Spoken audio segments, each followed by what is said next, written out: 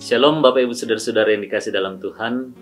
Terpujilah Tuhan, kita diperjumpakan dalam Renungan Harian Toraya edisi Minggu tanggal 4 Oktober tahun 2020. Bagian firman Tuhan yang akan kita baca dan renungkan bersama-sama saat ini terambil dari Kitab Kudus Perjanjian Lama, Ulangan pasal 5 ayat 1 sampai 21. Namun sebelum kita membaca dan merenungkan firman Tuhan ini, mari kita berdoa. Ya Tuhan Allah Bapa kami, firman kehidupan. Engkau adalah terang bagi langkah kami. Kami percaya ya Tuhan, kuasa Roh Kudus-Mu memampukan kami saat ini ketika kami akan membaca dan merenungkan firman-Mu dan menolong kami untuk melakukannya dalam kehidupan kami. Dalam nama Yesus kami berdoa. Amin. Ulangan pasal 5 ayat 1 sampai 21, demikian firman Tuhan. Ke-10 firman.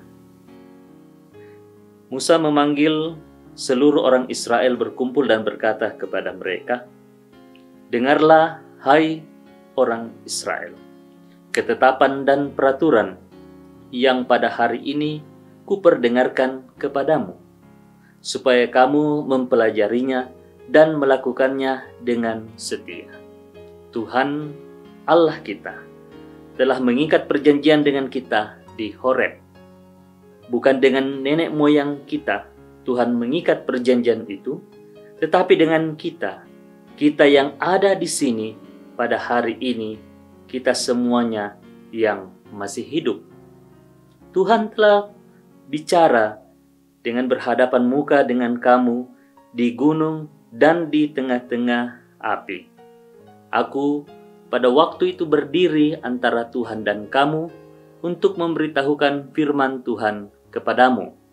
Sebab kamu takut kepada api dan kamu tidak naik ke gunung. Dan ia berfirman, Akulah Tuhan Allahmu yang membawa engkau keluar dari tanah Mesir, dari tempat perbudakan. Jangan ada padamu Allah lain di hadapanku. Jangan membuat bagimu patung yang menyerupai apapun yang ada di langit di atas, atau yang ada di bumi di bawah, atau yang ada di dalam air di bawah bumi. Jangan sujud menyembah kepadanya atau beribadah kepadanya. Sebab aku Tuhan Allahmu adalah Allah yang cemburu, yang membalaskan kesalahan bapa kepada anak-anaknya dan kepada keturunan yang ketiga dan keempat dari orang-orang yang membenci aku. Tetapi aku menunjukkan kasih setia kepada beribu-ribu orang, yaitu mereka yang mengasihi aku dan yang berpegang pada perintah-perintahku. Jangan menyebut nama Tuhan Allahmu dengan sembarangan, sebab Tuhan akan memandang bersalah orang yang menyebut namanya dengan sembarangan. Tetapi ingat dan kuduskanlah hari Sabat, seperti yang diperintahkan kepadamu oleh Tuhan Allahmu. 6 hari lamanya engkau akan bekerja dan melakukan segala pekerjaanmu, tetapi hari ke-7 adalah hari Sabat Tuhan Allahmu. Maka jangan melakukan sesuatu pekerjaan, engkau atau anakmu laki-laki, atau anakmu perempuan, atau hambamu laki-laki, atau hambamu perempuan, atau lembumu, atau keledaimu, atau hewanmu yang manapun, atau orang asing yang di tempat kediamanmu, supaya hambamu laki-laki dan hambamu perempuan berhenti seperti engkau juga. Sebab haruslah kau ingat bahwa engkau pun dahulu budak di tanah Mesir, dan engkau dibawa keluar dari sana oleh Tuhan Allahmu dengan tangan yang kuat dan lengan yang teracung. Itulah sebabnya Tuhan Allahmu memerintahkan engkau merayakan hari Sabat. Hormatilah ayahmu dan ibumu, seperti yang diperintahkan kepadamu oleh Tuhan Allahmu, supaya lanjut umurmu dan baik keadaanmu di tanah yang diberikan Tuhan Allahmu kepadamu. Jangan membunuh, jangan berzinah, jangan mencuri, jangan mengucapkan saksi dusta tentang sesamamu, jangan mengingini istri sesamamu, dan jangan menghasratkan rumahnya atau ladangnya atau hambanya laki-laki, atau hambanya perempuan, atau lembunya, atau keledainya, atau apapun yang dipunyai sesamamu.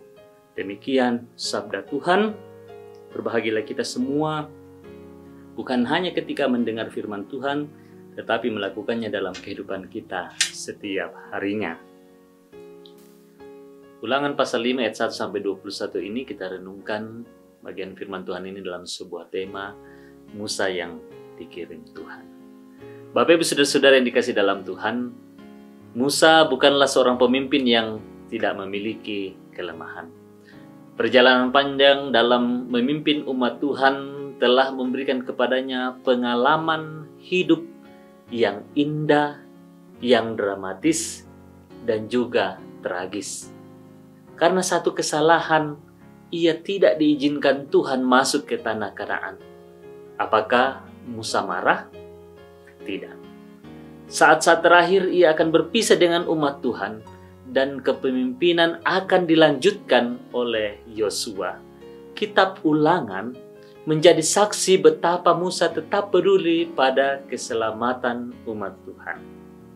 Musa memanggil seluruh orang Israel itu untuk berkumpul dan mengingatkan mereka tentang perjanjian yang mereka ikat dengan Tuhan di Horeb. Musa menasehati mereka untuk tetap taat dan setia pada peraturan dan hukum Tuhan. Cinta kasih Musa tidak pernah berubah. Dalam pidato perpisahannya ini, Musa seakan-akan ingin mengatakan kepada Israel bahwa siapapun pemimpinmu kelak, satu hal yang harus kamu ingat, bahwa pemimpin sejati hanya Allah. Musa tahu di tanah Kanaan orang Israel akan menikmati kenyamanan dan juga kemakmuran. Semuanya itu bukannya tanpa resiko. Israel bisa berpaling. Karena itu, sebelum semuanya terjadi, Musa perlu mengulang hukum Tuhan kepada mereka. Bapak Ibu saudara-saudara yang dikasih dalam Tuhan, hidup kita juga ibarat sebuah perjalanan. Ada banyak godaan di sepanjang jalan itu. Syukurlah bahwa Allah senantiasa mengirimkan Musa-Musa yang akan menolong serta mengingatkan kita agar tetap berada di jalur yang Tuhan mau. Musa itu bisa orang tua, bisa guru, pendeta, sahabat, atau siapapun yang peduli dengan kita. Mereka mengasihi kita dengan tulus, meski mungkin pernah kita mengecewakan mereka. Sungguh kasih Allah tercermin dalam nasihatnya. Amin. Mari kita berdoa. Ya Tuhan, firman-Mu telah kami dengarkan dan renungkan bersama-sama. Biarlah itu tertanam baik dalam hati dan pikiran kami. Roh Kudus Tuhan akan senantiasa menuntun kami menjadi pelaku-pelaku firman Tuhan dalam sepanjang kehidupan kami, dalam setiap karya kami, dalam setiap aktivitas kami, menjalani kehidupan pribadi lepas pribadi, semata-mata dalam pertolongan Tuhan sendiri.